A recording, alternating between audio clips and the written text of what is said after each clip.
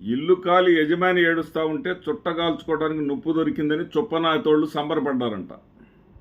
అలా ఉంది వైఎస్ విజయమ్మ గారు, వైఎస్ షర్మిల గారు ప్రవర్తన జగన్మోహన్ రెడ్డి గారి పట్ల. వాళ్ళిద్దరూ జగన్మోహన్ రెడ్డి గారికి సంబంధించి ఆస్తులు జగన్మోహన్ రెడ్డి గారి దగ్గర నుంచి రాబట్టడంలో వాళ్ళ మధ్య గొడవలు ఉన్న సంగతి వైఎస్ఆర్సీపీ అభిమానులకు, రాష్ట్రంలో వైఎస్ఆర్సీపీ కుటుంబాన్ని ప్రేమించేటటువంటి కోట్లాది మంది, చాలామంది ఓటర్లు కూడా తెలియనటువంటి పరిస్థితి. ఈ పరిస్థితుల్లో ఏదైనా మీరు ఉంటే, గొడవలు ఉంటే మీరు అంతర్గతంగా తేల్చుకోవాలి. అంతేగాని దానిని ఎదుటి వాళ్ళకి ఆయుధంలాగా ఇచ్చేసి, అసలు ఆంధ్రజ్యోతి రాధాకృష్ణకి తెలిసినంతగా మీ ఆస్తుల వ్యవహారాలు, మీ గొడవలు, మీ కుటుంబ కలహాలు ఏ ఒక్కరికి తెలియదు. అంటే ప్రత్యర్థులకి, చంద్రబాబు నాయుడు చేతిలోకి ఆయుధంలాగా మీరు ఉపయోగపడి, ఈ రోజున నిన్న మేదరమట్ల వచ్చినప్పుడు జగన్మోహన్ రెడ్డి గారికి ముద్దు పెడతా ఉంటే వైఎస్ విజయమ్మ గారు, నాకైతే ఆ సామెత గుర్తుకొచ్చింది.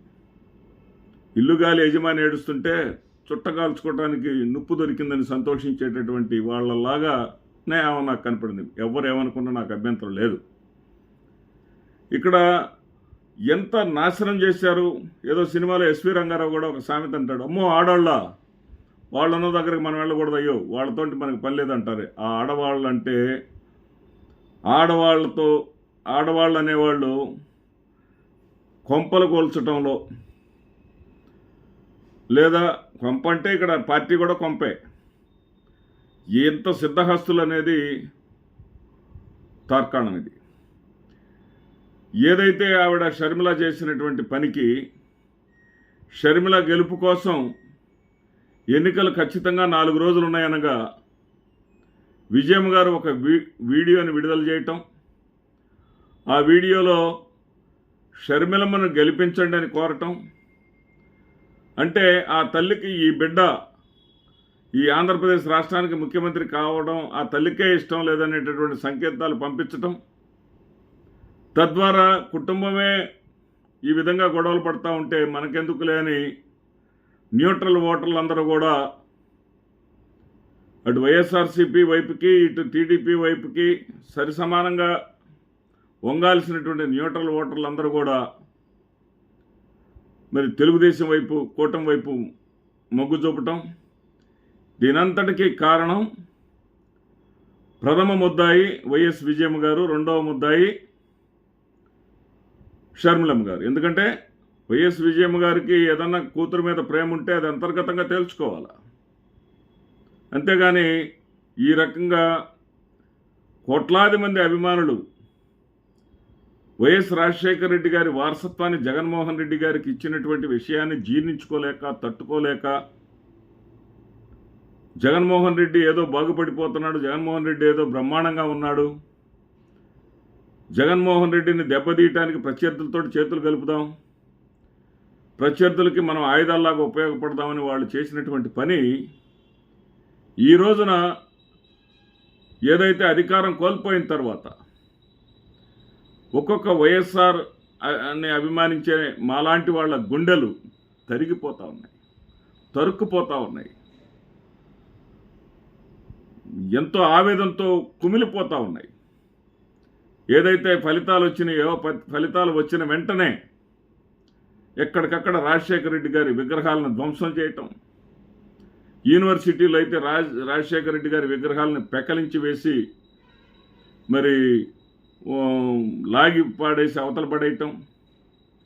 ఇక తాజాగా ఏదో సామె చెప్పినట్టుగా ఎట్లా ఉంటుందంటే, మనకుంది ఒక సామెత, కింద పడ్డందుకు కాదు తోడికోడలు నవ్వినందుకు అన్నట్టుగా. అట్లా ఉంది. షర్మిలమ్మ గారు రాష్ట్రం మొత్తం వైఎస్ఆర్ విగ్రహాలను పెకలించినప్పుడు కానీ, మరి వైఎస్ఆర్ పేర్లు ఉన్నటువంటి నేమ్ ప్లేట్స్ మీద వాటినన్నింటి పగలగొట్టి కాళ్ళతో తొక్కినప్పుడు కానీ స్పందించినటువంటి ఈవిడ ఒక ట్వీట్ పెట్టారండి. ఏమిటయ్యా ట్వీట్ అంటే, ఏది ఒక మున్సిపాలిటీకి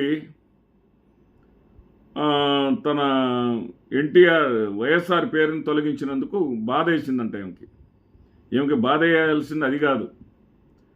వైఎస్ఆర్ జిల్లాకి వైఎస్ఆర్ కడప జిల్లా అని యాడ్ చేశారు. వైఎస్ఆర్ జిల్లా అనేది గతంలో అధికార పార్టీతో పాటు విపక్షాలన్నీ కూడా, ఆ విపక్షాల్లో తెలుగుదేశం పార్టీ కూడా ఉంది. తెలుగుదేశం పార్టీతో సహా అందరూ అంగీకరించి వైఎస్ఆర్ జిల్లాగా పేరును అంగీకరిస్తే అది తట్టుకోలేక, జీర్ణించుకోలేక వైఎస్ఆర్ పేరుని ప్రజల్లో లేకుండా చేయాలని, వైఎస్ఆర్ అనేటటువంటి మాట ఎక్కడ వినపడకూడదని వైఎస్ఆర్ కడప జిల్లా, న్యాచురల్గా వైఎస్ఆర్ని తీసేసి కడప జిల్లా అంటారు. మళ్ళీ ఆ విధమైనటువంటి కుచిత బుద్ధితోటి వాళ్ళు చేస్తూ ఉంటే దాని గురించి మాట్లాడకుండా, దాని గురించి ఏం బాధ లేదంట. ఏదో ఒక మున్సిపాలిటీ పేరు మార్చడం బాధ కలిగిందంట. ఇంతకన్నా దారుణం ఏముందండి? ఆమె సూటిగా ప్రశ్నించాల్సింది ఏంటంటే, ఎన్టీఆర్ కృష్ణా జిల్లాని కూడా పెట్టండి అని చెప్పి అడగాల ట్వీట్లో. అదేం అడగల. అక్కడేంటంటే మరి చంద్రబాబు నాయుడు గారి కోసమే పనిచేసేటటువంటి ఆవిడికి, చంద్రబాబు నాయుడు గారికి తీవ్రమైనటువంటి సమస్యను కల్పించకూడదు. అంటే కుటుంబంలో ఉన్నటువంటి విభేదాలని, కుటుంబంలో ఉన్నటువంటి లుకలుకల్ని అడ్డుపెట్టుకొని ఎంతకైనా తెగిస్తారనటానికి 2009 నుంచి డాక్టర్ వైఎస్ రాజశేఖర రెడ్డి గారి పేరు మీద ఉన్నటువంటి విశాఖపట్నం వైఎస్ఆర్ క్రికెట్ స్టేడియం ఏదైతే ఉందో, హడావుడిగా దానికి ఉన్నటువంటి వైఎస్ఆర్ పేరుని కాస్త తొలగించారు.